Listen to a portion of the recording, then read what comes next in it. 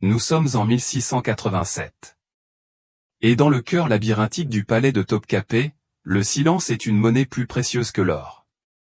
Ici, dans la chambre privée du sultan, l'air lui-même semble retenir son souffle, chargé d'un parfum de bois d'aloe, d'ambre et d'une légère pointe métallique de paranoïa. Imaginez un jeune homme de 17 ans à peine. Son nom et son passé effacés, il ne connaît plus que Youssef. Sa peau est couleur olive pâle. Ses yeux sombres reflètent la lueur vacillante des bougies d'une centaine de lampes d'argent. Il se tient parfaitement immobile, telle une statue humaine sculptée par la peur et l'ambition. Son seul but est d'exister dans le champ de vision de l'homme le plus puissant du monde, l'ombre de Dieu sur terre, le sultan Mehmed IV. Ce n'est pas une histoire d'amour, mais de possession. Pas une histoire d'amour, mais une terrifiante servitude dorée où un regard mal placé ou une simple ride indésirable pourrait signifier un voyage rapide et silencieux vers le Bosphore dans un sac lesté.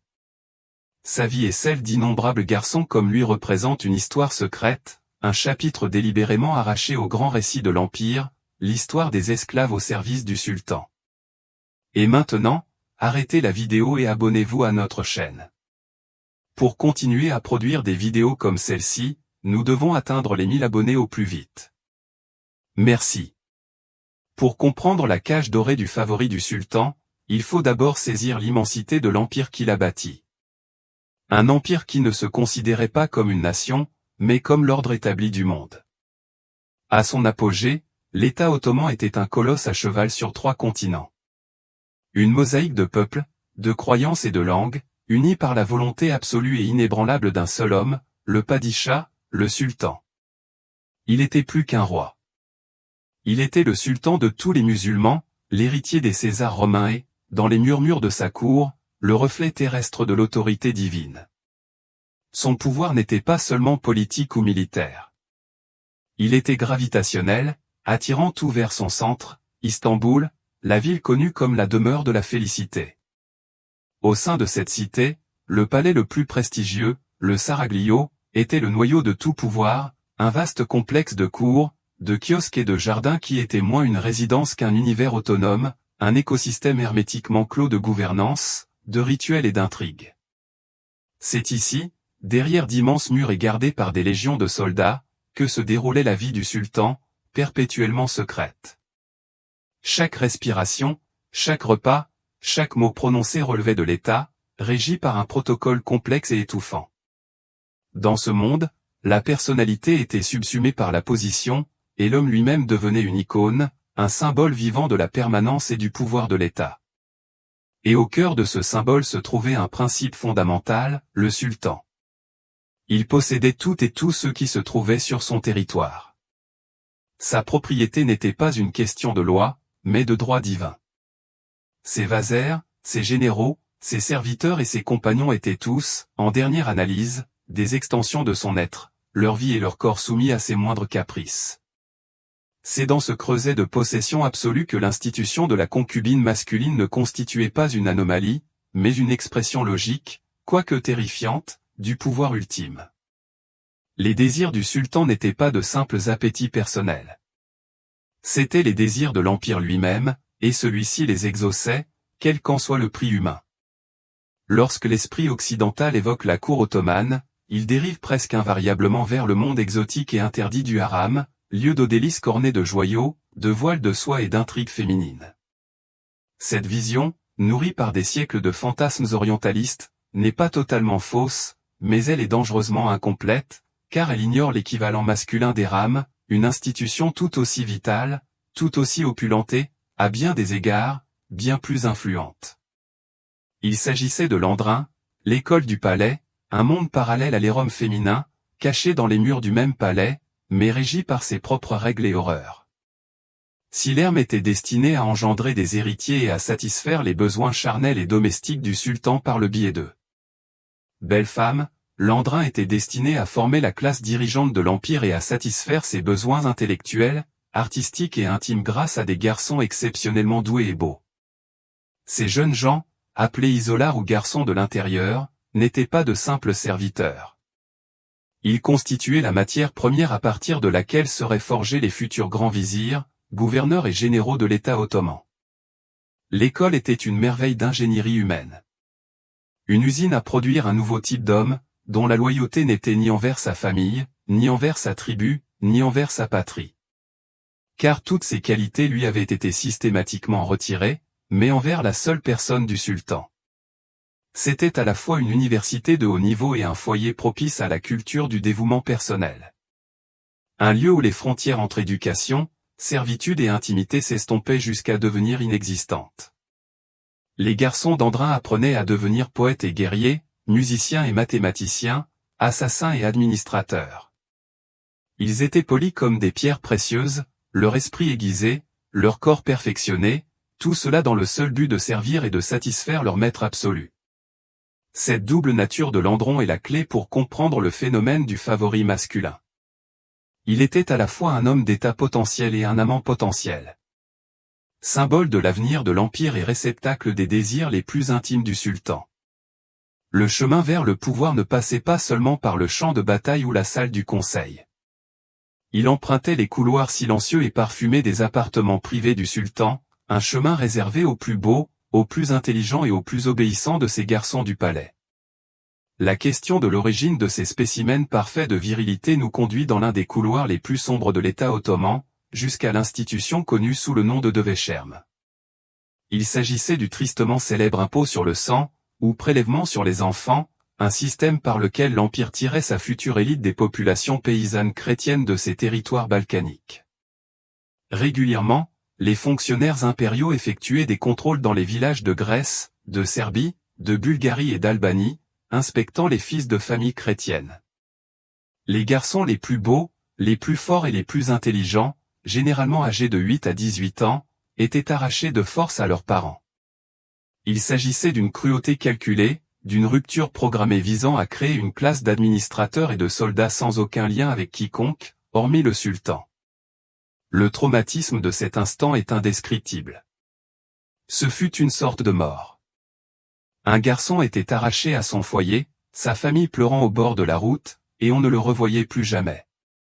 Il était chargé sur une charrette et entamait un long et brutal voyage vers la capitale impériale. Un voyage au cours duquel son nom, sa langue et sa foi étaient voués à la destruction. Si le Devcher était le principal système d'approvisionnement du corps d'élite des janissaires et de l'administration civile dans son ensemble, le palais lui-même disposait d'autres moyens plus directs d'acquérir ses trésors humains. La guerre procurait un flot constant de captifs de grande valeur, fils de nobles et de princes vaincus. Les marchés aux esclaves d'Istanbul, d'Alexandrie et d'Alers regorgeaient de bétail humain provenant du monde entier. Circassiens à la peau claire, prisés pour leur beauté éthérée, Géorgiens athlétiques, Perses sensibles, les gouverneurs impériaux envoyaient en tribu des jeunes gens particulièrement beaux, espérant s'attirer les faveurs de la cour centrale. Qu'ils soient pris de force dans un village des Balkans ou achetés comme du bétail sur un marché ensoleillé, l'expérience initiale était la même. Une dislocation violente, une perte totale de pouvoir et la terrifiante prise de conscience que son corps ne lui appartenait plus. Il était désormais une marchandise, sa valeur déterminée par la pureté de ses traits, la grâce de ses mouvements et sa capacité à plaire à un maître lointain et invisible. C'était l'argile humaine brute et larmoyante que l'Empire allait désormais modeler pour en faire un parfait serviteur doré. L'arrivée à Istanbul fut un choc, une agression sensorielle et psychologique dont un garçon pourrait ne jamais se remettre complètement. Pour un jeune arraché à un village rural des Balkans ou du Caucase, la capitale impériale était une autre planète. Imaginez le spectacle. Un horizon percé d'une forêt de minuets. Le grand dôme de Sainte-Sophie dominait l'horizon. La corne d'or grouillait des mâts des navires venus des quatre coins de la Méditerranée et de la mer Noire. L'air, contrairement à l'odeur pure de sa montagne natale, était une épaisse soupe d'odeur, la saumure marine, l'arôme des châtaignes grillées et du poisson grillé, la douceur irrésistible d'un goudron de rose vendu au bazar, et la puanteur omniprésente d'un million de personnes vivant dans des quartiers exigus. Les sons étaient une cacophonie d'appels à la prière provenant d'une centaine de mosquées se chevauchant dans l'air. Le cliquetis des marteaux des forgerons, le brouhaha d'une douzaine de langues dans la rue, le grincement des charrettes à bœuf et les cris des marchands. Cette ville imposante était conçue pour impressionner, intimider, communiquer l'immensité et la puissance de l'entité qui le possédait désormais. La destination finale, le palais de Topkapı était plus intimidant encore. Ce n'était pas un simple bâtiment élégant, mais une vaste cité fortifiée dans la cité. Ses portes étaient gardées par des janissaires au visage sévère, semblables à des géants. Franchir ces portes signifiait quitter le monde. La première étape du processus d'endoctrinement consistait à effacer systématiquement le passé. Le prénom chrétien du garçon fut remplacé par un prénom musulman, Mourad. Le nom de Salem Ibrahim n'était pas un cadeau, mais une marque. Il fut converti de force à l'islam. On lui enseigna les principes fondamentaux et les prières d'une foi qui était jusqu'alors la religion de ses oppresseurs. Sa langue maternelle lui fut interdite et il fut contraint d'apprendre le turc ottoman, la langue complexe et élégante de la cour. Ses vêtements de paysan brut furent emportés, brûlés et remplacés par les draps et soieries raffinées d'un page du palais. Ce n'était pas seulement un changement de décor. C'était une destruction rituelle de l'identité, un écorchage psychologique destiné à laisser l'âme nue et réceptive à un nouveau but singulier, servir le sultan. Une fois débarrassé de son passé, le jeune Hitchan fut admis à l'école du palais Andrin, un univers de discipline quasi monastique et d'éducation implacable. Ce n'était pas un lieu d'oisiveté ou de simple servitude. C'était une académie d'élite dont le programme ferait l'envie de n'importe quelle université européenne de l'époque. L'objectif était de former un homme de la Renaissance à l'image de l'Empire ottoman, un polymathe aussi redoutable à l'épée qu'à la poésie. Les journées du garçon étaient rigoureusement rythmées, de l'aube au crépuscule, par un cycle de prières, d'études et d'entraînement physique. Il apprenait à lire et à écrire dans 3 des langues les plus importantes du monde islamique, l'ottoman, le turc pour l'administration, le persan pour la poésie et la haute culture, et l'arabe pour la théologie et le droit. Leurs esprits étaient imprégnés des grandes œuvres de poètes persans comme Es et Sadi, dont les vers célébraient souvent la beauté des jeunes hommes et la nature enivrante de l'amour. Ils étudiaient les mathématiques, la géographie, le droit et la théologie. Mais leur éducation n'était pas seulement académique. Elle était intensément artistique. Chaque garçon était censé maîtriser un art, un humour. Certains devinrent de brillants calligraphes, leurs mains entraînées à produire des textes sacrés et des décrets impériaux d'une beauté époustouflante. D'autres devinrent des maîtres musiciens, apprenant le oud, le kné ou le tembé. Leur objectif était de remplir le palais de mélodies capables d'apaiser l'âme d'un sultan épuisé. D'autres encore étaient formés à la peinture miniature, au travail du cuir, à l'horlogerie ou à l'art du jardinage. Cette éducation avait un double objectif. D'une part, elle leur donnait les compétences nécessaires pour devenir des administrateurs de haut niveau d'un empire vaste et complexe. D'autre part, elle faisait d'eux de parfaits compagnons. Ils étaient formés pour devenir des hommes capables non seulement de servir le dîner du sultan, mais aussi de composer un poème sur sa victoire, de débattre de philosophie avec lui jusqu'à l'aube et d'embellir son environnement de leurs créations artistiques. Ils étaient transformés en œuvres d'art vivantes, chacun de leurs talents et de leurs attributs étant affinés pour l'appréciation d'un seul mécène. À cette formation intellectuelle et artistique s'ajoutait un régime physique exténuant. On leur enseignait l'équitation, le tir à l'arc et le maniement du cimeterre. Ces poètes et musiciens délicats étaient ainsi des guerriers capables de défendre la personne du sultan si nécessaire. Cette éducation holistique, cette formation d'un homme à la fois artiste, érudit et assassin, constituait ce qui rendait les diplômés de Landron si singulièrement efficaces et ce qui rendait les plus favorisés d'entre eux si captivants aux yeux des hommes qui dirigeaient l'Empire. Le monde intérieur du Andron était un microcosme de l'Empire lui-même, une société férocement compétitive et rigoureusement hiérarchisée. L'école était organisée en une série de chambres, ou au-delà, qui représentaient une échelle d'avancement que chaque page devait gravir. Un nouveau garçon débutait dans la grande ou la petite chambre, les échelons les plus bas où il accomplissait des tâches subalternes tout en débutant son éducation. Il était là, un parmi des centaines, sa vie se résumant à un enchaînement de leçons et de devoirs, sous le regard vigilant des uniques blancs qui servaient de maîtres et de gardiens impitoyables. L'avancement dans la chambre supérieure, comme la chambre de campagne ou la chambre du garde-manger, reposait sur le mérite, une combinaison de progrès intellectuel, de talent artistique, de prouesse physique et, surtout, d'obéissance et de loyauté indéfectible. Ce système était un creuset conçu pour identifier et promouvoir les talents, tout en éliminant impitoyablement toute trace de rébellion ou de faiblesse. La compétition était féroce. Chaque garçon savait que ses pairs étaient ses rivaux pour la promotion, les faveurs, la chance d'attirer l'attention d'un haut fonctionnaire, voire du sultan lui-même. Les amitiés étaient dangereuses, masquant souvent complot et trahison. Des alliances se formaient et se brisaient.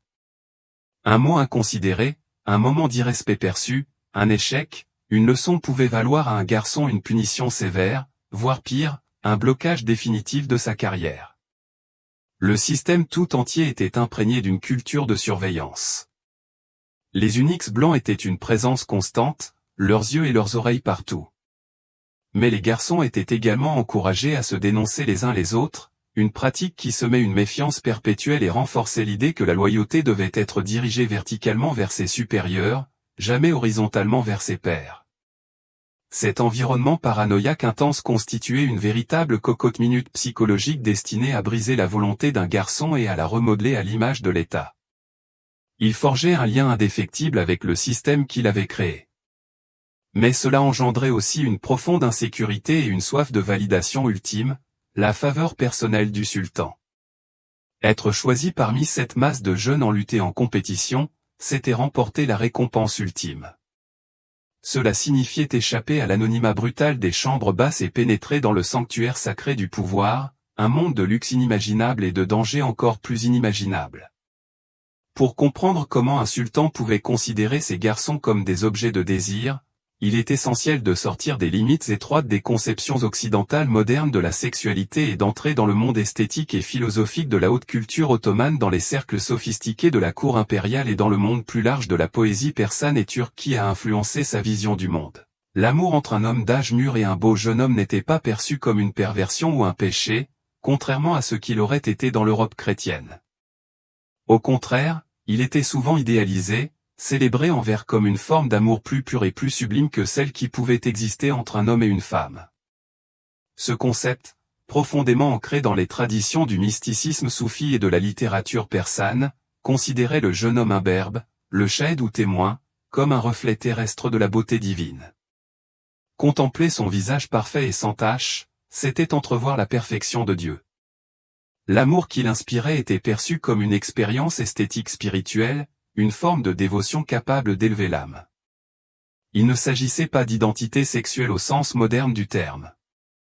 Les hommes qui s'engageaient dans ces relations étaient souvent mariés et avaient de nombreuses familles dans leur foyer féminin. Il s'agissait plutôt d'une expression reconnue et acceptée de l'amour et du désir, occupant un espace complexe entre le platonique et le charnel, le spirituel et le sensuel. L'idéal de beauté masculine était spécifique. Le garçon devait être à l'aube de l'âge adulte, avec une peau douce, une silhouette gracieuse, presque féminine, et un visage lunaire. La première pousse de la barbe était souvent perçue comme une tragédie. Le moment où cette beauté divine et éthérée commençait à s'estomper dans la réalité grossière de la virilité ordinaire.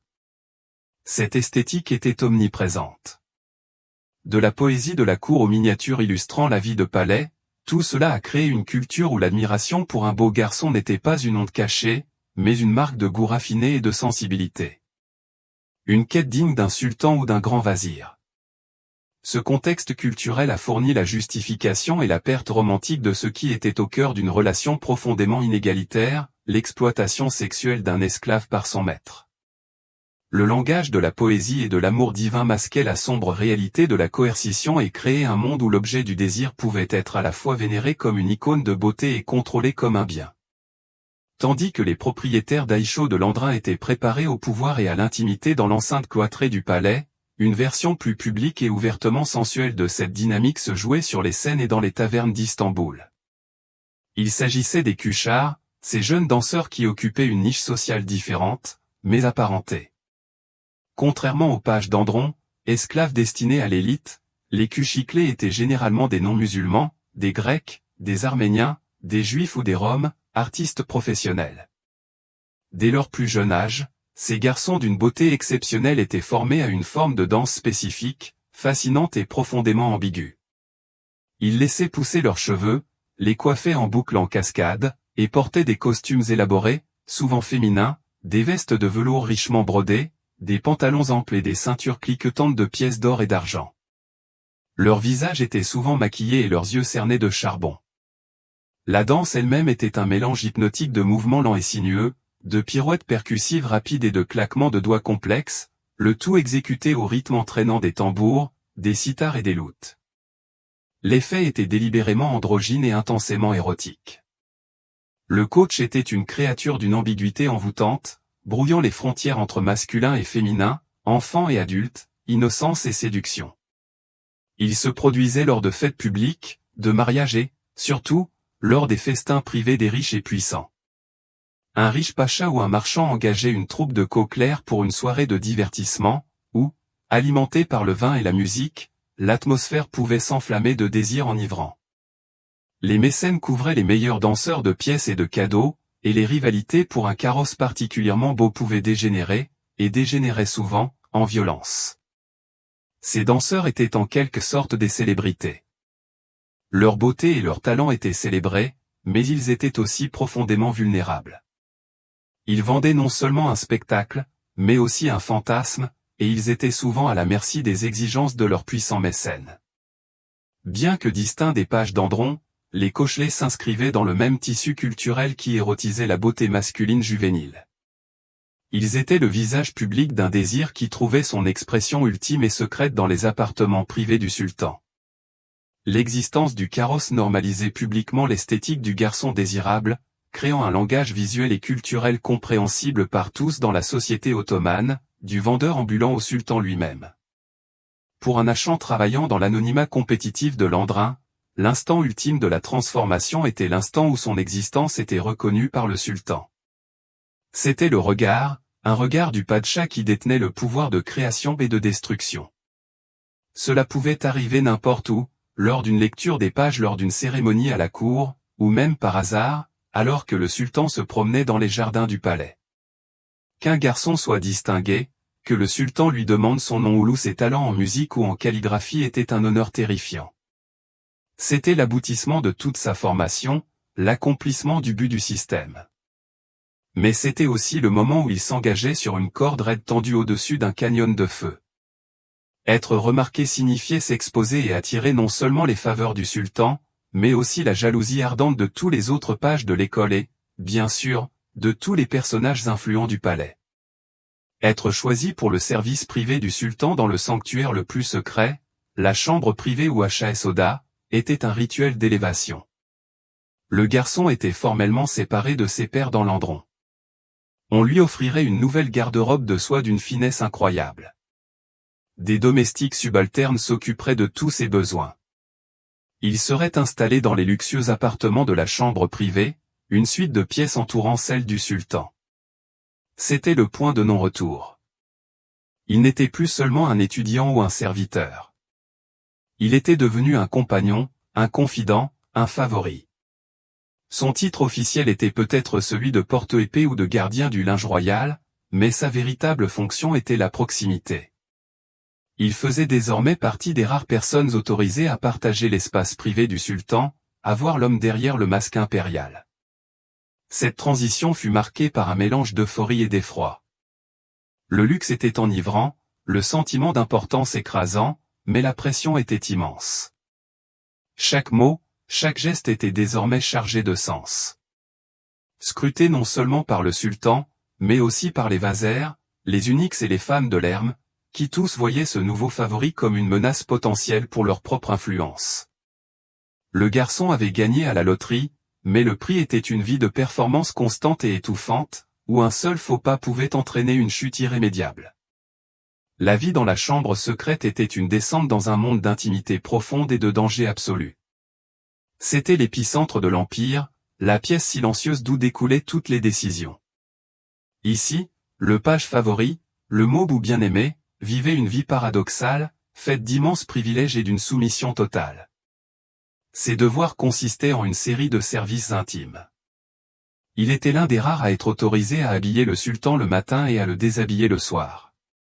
Il pouvait être chargé de lire à voix haute des poèmes persans ou des chroniques historiques pour apaiser le souverain.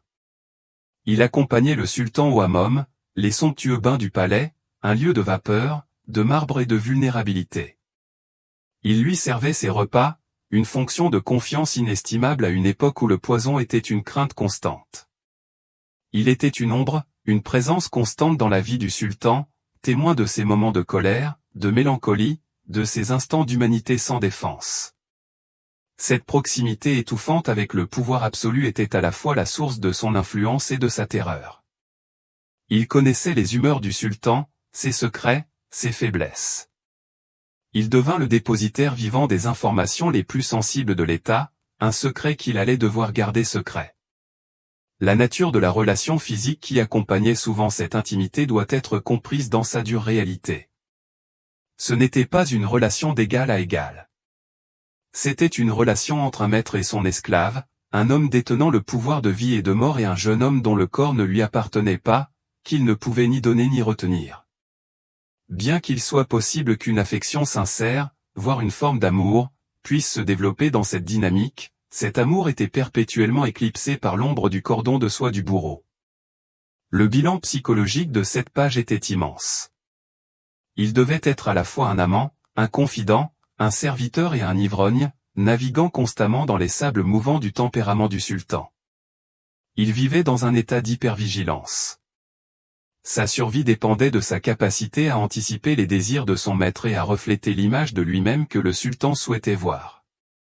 C'était une vie faite de surfaces exquises et de profondeurs terrifiantes, une démonstration de dévouement qui ne devait jamais faiblir. Car le prix d'une fausse note était l'oubli. La chambre privée n'était pas un sanctuaire d'amour. C'était un champ de bataille pour la jalousie. Pour le jeune homme qui parvenait à conquérir le cœur du sultan et à devenir son favori incontesté, la vie devenait un exercice périlleux de survie. Il était la foule, le bien-aimé. Mais pour tous les autres membres du palais, il était une cible. La jalousie la plus immédiate et la plus venimeuse venait de ses anciens pairs, les autres pages du Hazoda, qui devaient désormais le regarder être comblé de cadeaux, d'honneurs et des attentions intimes du maître qu'ils servaient tous.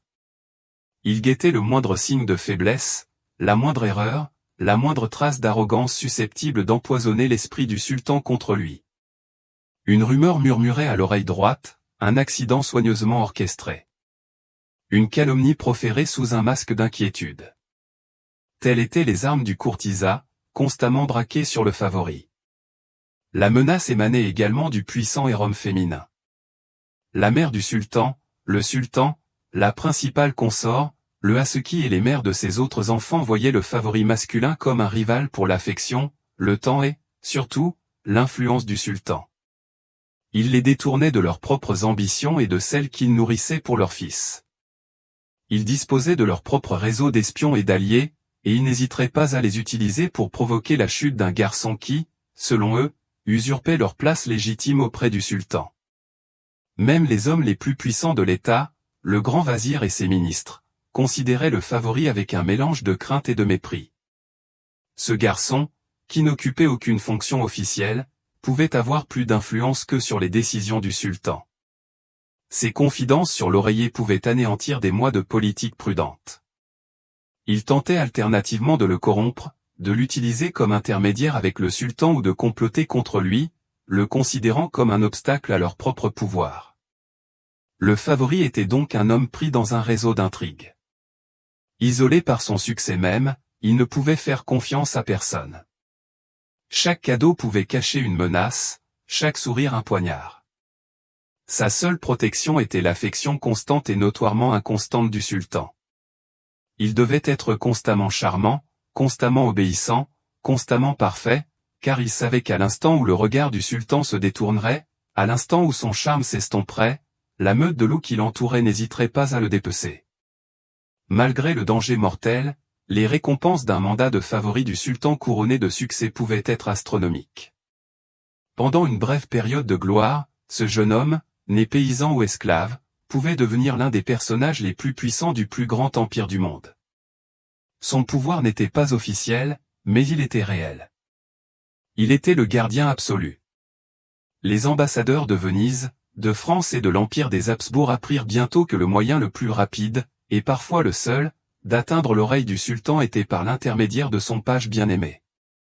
Il comblait le favori de cadeaux exotiques, d'horloges mécaniques venues d'Allemagne, de beaux textiles de Léon, d'animaux rares, et lui offrait des pots de vin substantiels, tout cela dans l'espoir qu'il murmure un mot favorable sur leur cause au sultan dans un moment d'intimité. Les grands vazers et les pachas, hommes qui commandaient des armées et régnaient sur de vastes territoires, s'humilient devant lui, cherchant son soutien pour leur politique ou son intervention dans leur rivalité. Le favori devient un intermédiaire de patronage.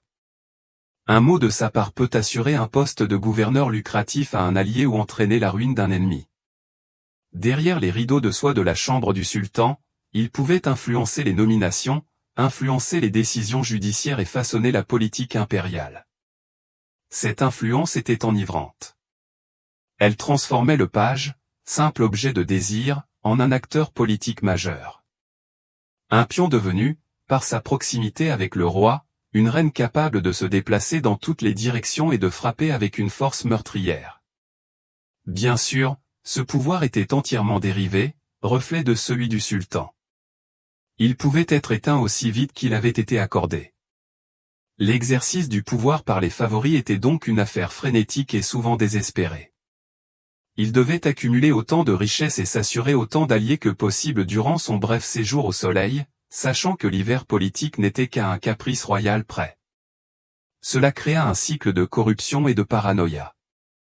Le favori a profité de sa position précaire pour s'enrichir et se protéger, agissant ainsi de manière à attiser la jalousie de ses rivaux et à précipiter sa chute, quasi inévitable. Construisons un récit composite, une histoire tissée à partir des destins de nombreux favoris, pour illustrer cette ascension vertigineuse et cette chute brutale. Nous pouvons appeler notre page Aladil le Juste, un nom ironique qui lui fut donné à son entrée au palais. Capturé enfant lors d'une campagne en Géorgie, ses yeux violets saisissants et sa vivacité d'esprit le prédisposèrent à lander. Il excella dans ses études, maîtrisant la calligraphie et la poésie de Hertz, tandis que son habileté à l'arc était inégalée. Il évoluait dans les salles de l'école avec une grâce tranquille qui masquait une ambition féroce. C'est lors d'une lecture de poésie que le sultan vieillissant Mourad IV, souverain connu pour sa cruauté terrifiante et son profond amour de la beauté, le remarqua pour la première fois. Aladil fut convoqué dans la chambre privée. Pendant 5 ans, il fut le fils autour duquel gravitait la cour. Le sultan, homme qui exécutait un vazir pour une faute mineure, pleurait, disait-on, lorsqu'Aladil récitait des poèmes. Il combla le jeune homme de domaines, de coffres remplis de ducats d'or vénitiens et d'écuries de pur sang arabe. Il commanda des portraits d'Aladil au plus grand peintre de la cour, un honneur rare. Aladil, à son tour, apprit à naviguer dans les courants perfides de la cour. Il devint l'ombre du sultan, son confident, son amant. Il dormait au pied du lit impérial, une dague sous son oreiller. Sa vie témoignait de la faveur du sultan. Les vizards qui avaient autrefois méprisé le jeune Géorgien s'inclinaient maintenant devant lui, lui remettant pétitions et bourses d'or. Il obtint le poste de gouverneur pour son seul ami Dandrin et organisa la destitution d'un pacha rival, démonstration de son pouvoir silencieux et meurtrier. Il vivait un rêve, un fantasme de pouvoir et de luxe bâti sur sa propre servitude. Il portait sa beauté comme une armure, persuadé qu'elle et l'amour du sultan étaient invincibles. Mais dans le palais suprême, rien n'était invincible, si ce n'est la roue de la fortune. La chute d'un favori était souvent aussi rapide et spectaculaire que son ascension fulgurante. Pour notre Aladil, le début de la fin ne se fit pas par un fracas, mais par un murmure. Le sultan, dont la santé déclinait, devint de plus en plus paranoïaque et imprévisible. Les pressions d'une guerre perdue à la frontière perse le rendirent maussade et sujet à de violentes colères. La beauté d'Aladil, autrefois réconfortante, semblait désormais railler le déclin physique du sultan. Les murmures de ses ennemis, ignorés pendant des années, trouvèrent alors un terreau fertile dans l'esprit méfiant du sultan. Un page rival, désireux de prendre sa place, découvrit une lettre, un faux magistral qui semblait impliquer Aladil dans un complot avec un vasier disgracié. Simultanément, la sultane Valide, la puissante reine-mère, se plaignit à son fils que l'arrogance d'Aladil aliénait les fidèles serviteurs de l'État. Les graines du doute, une fois semées, se multiplièrent à une vitesse étonnante. Le regard du sultan, autrefois empli d'adoration, était désormais d'une froideur glaciale. Les cadeaux cessèrent. Les lectures de poésie nocturne cessèrent. Aladil se retrouva soudain isolé. Les courtisans qu'il avait autrefois flattés évitaient désormais son regard. Il sentait la toile se resserrer autour de lui. La terreur de sa situation était absolue. Il n'avait ni famille à qui s'adresser, ni aucun pouvoir personnel. Son existence entière reposait sur l'affection d'un seul homme, et cette affection s'était évaporée. La fin était arrivée sans prévenir. Un soir, alors qu'il se préparait à aller se coucher, le chef des Blancs entra dans ses appartements, flanqué de 2 figures imposantes. Il s'agissait des bourreaux du palais, les Sélitlars, des hommes traditionnellement sourds-muets, veillant à ne pouvoir entendre les prières de grâce ni répéter les derniers mots de leurs victimes. Il n'y eut ni procès, ni accusation. Son élévation avait été le fruit du caprice du sultan, et sa destruction serait la même. On lui ôta ses robes de soie, symbole de sa gloire perdue. On lui passa autour du cou une corde d'arc en soie, méthode traditionnelle pour exécuter les membres de haut rang de la cour afin de ne pas faire couler le sang royal adjacent. Il ne vit plus le sultan qu'il avait aimé et craint, mais les visages impassibles de l'unique et des bourreaux silencieux, la machinerie brutale de l'État qu'il avait si brièvement maîtrisé. Son corps, comme tant d'autres avant lui, fut probablement placé dans un sac lesté et jeté sans ménagement dans les eaux sombres et tourbillonnantes du Bosphore.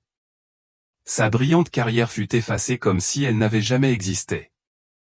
Le sort d'un page chéri n'était pas toujours aussi sombre, mais il était toujours soumis à la volonté absolue du sultan et au cruel passage du temps.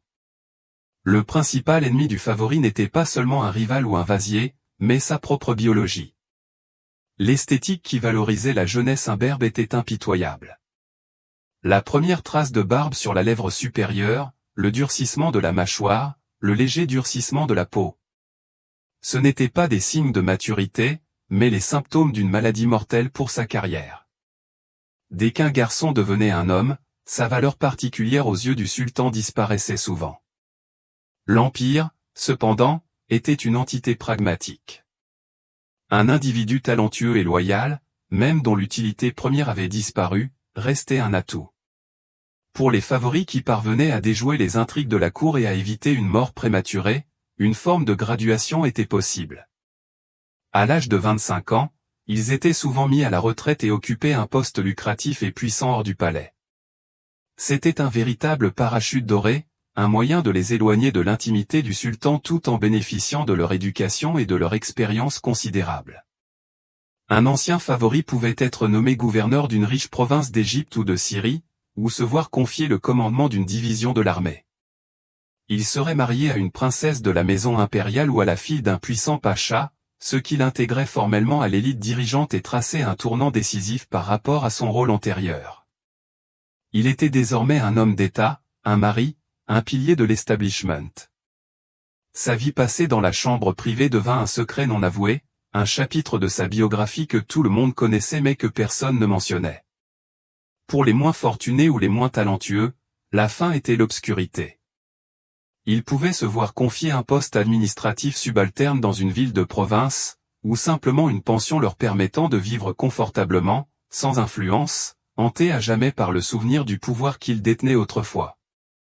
Et pour les quelques malheureux, ceux qui tombaient en disgrâce de façon spectaculaire, comme notre Aladin, la seule issue était la mort. Le système qui les avait créés, qui les avait polis comme des joyaux, n'avait aucune sensibilité à les rejeter une fois qu'ils n'étaient plus jugés parfaits. Le lent déclin de cette institution tout entière fut un processus complexe, motivé non par un seul réveil moral, mais par une confluence de changements politiques, sociaux et culturels au fil des siècles. Cette pratique a atteint son apogée au XVe, XVIe et XVIIe siècle, époque classique du pouvoir ottoman, où l'autorité du sultan était à son apogée et où les systèmes de Devescherm et d'Andrin fonctionnaient à leur maximum d'efficacité. Cependant, à partir de la fin du XVIIe siècle, l'Empire a connu des défaites militaires et un déclin interne, et les fondations de l'ancienne structure palatiale ont commencé à s'éroder. Le Devsherma Levi devint moins fréquent et fut finalement aboli au XVIIIe siècle, privant ainsi la principale source de jeunes non-musulmans destinés à former une élite d'esclaves fidèles. Le pouvoir commença à s'éloigner de la maison du sultan pour tomber entre les mains de familles bureaucratiques bien établies et d'ambitieux commandants janissaires. À mesure que le pouvoir personnel direct du sultan déclinait, l'importance politique de ses favoris s'affaiblissait également. De plus, les XVIIIe et XIXe siècles virent l'influence croissante de l'Europe occidentale sur la société ottomane. Des diplomates ottomans se rendirent à Paris et à Vienne, et les modes, les idées et les mœurs européennes commencèrent à s'infiltrer dans les cercles d'élite d'Istanbul.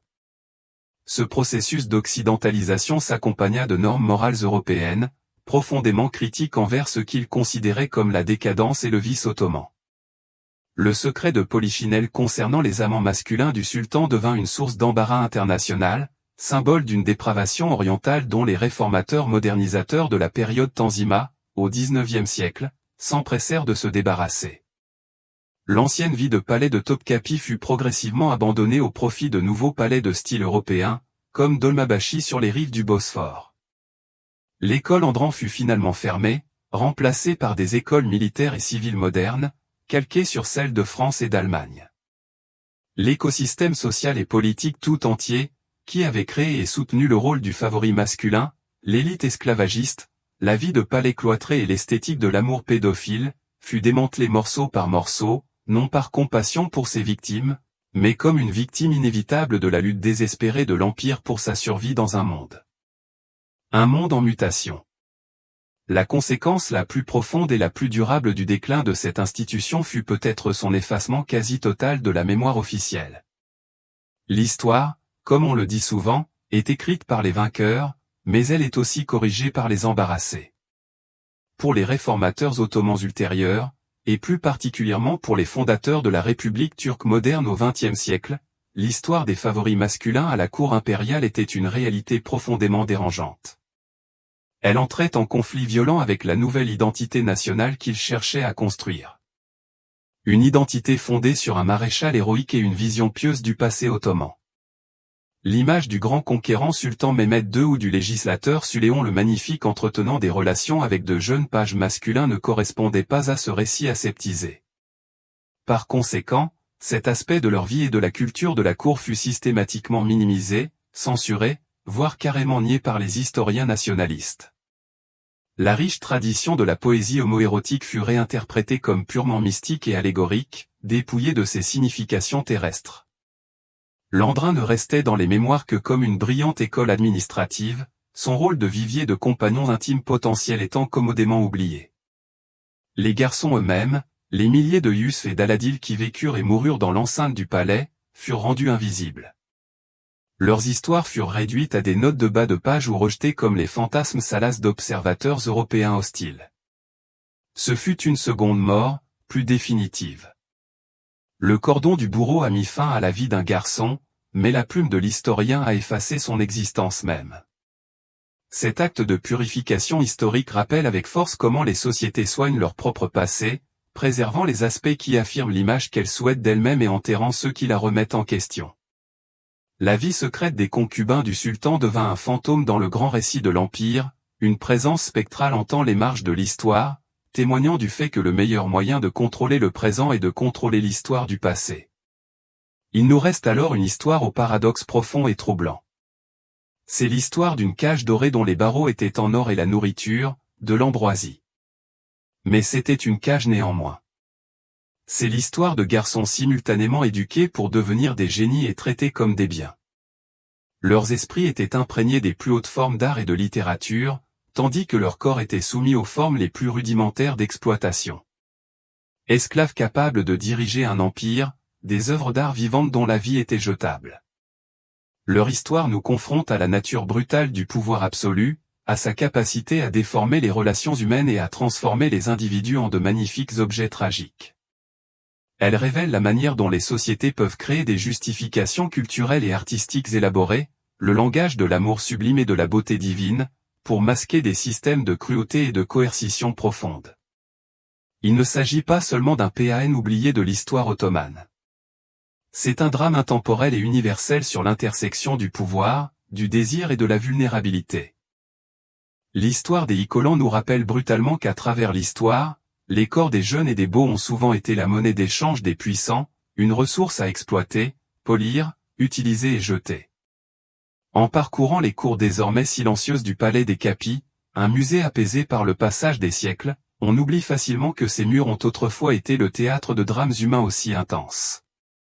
Mais si l'on écoute attentivement, on peut presque entendre les échos, le faible bruit d'un butin provenant d'une pièce lointaine, le murmure d'un poème, le froissement de la soie et la prière silencieuse et désespérée d'un beau garçon qui vient d'attirer l'attention d'un sultan qui lui demande une longue vie.